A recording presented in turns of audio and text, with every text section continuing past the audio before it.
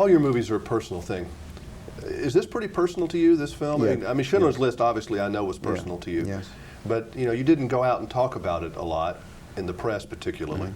Do you feel something about this film that you really want to get the message out of something?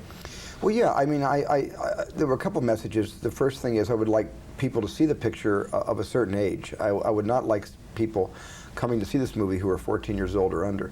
And I kind of went on the road with this picture, which I haven't done in about 17 years, basically to warn parents, if they still have control over their 14-year-olds, and certainly anybody younger than that, this is literally a picture they shouldn't even, you know, go to see with an adult with them. They should just not see it at all. And I think around 15 over that, kids who are driving cars now, and many kids fought and died at 17 in Normandy.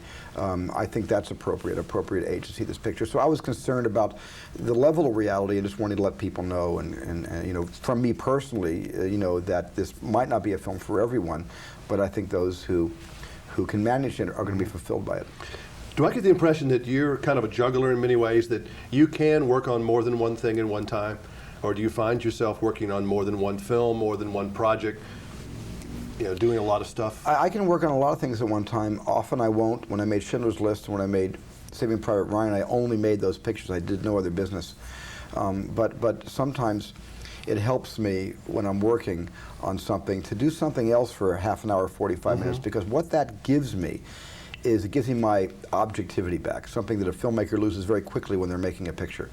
And if I can divert myself and do something else and then come back to it again, I usually come back to it and I suddenly see it from a fresh angle. This quote, so see what you says. It says, Stephen, he hears everything, he knows everything, he sees everything, and remembers everything.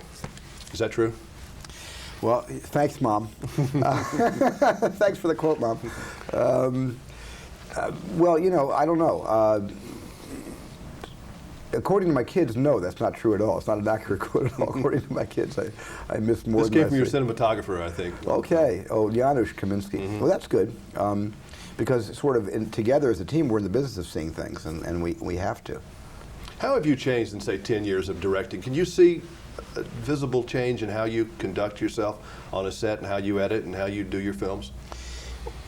You know, I think that I've changed in terms of the subject matter that interests me more as an older person than when I was a much younger filmmaker.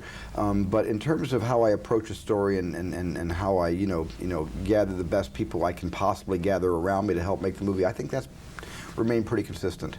Pretty good at delegating? Yeah, I'm very good at delegating. You have to, because a movie is a collaboration. You cannot, you know, we're not Willem de Kooning painting, you know, American Impressionism on Expressionism on a canvas. It really, everybody has a hold of that brush.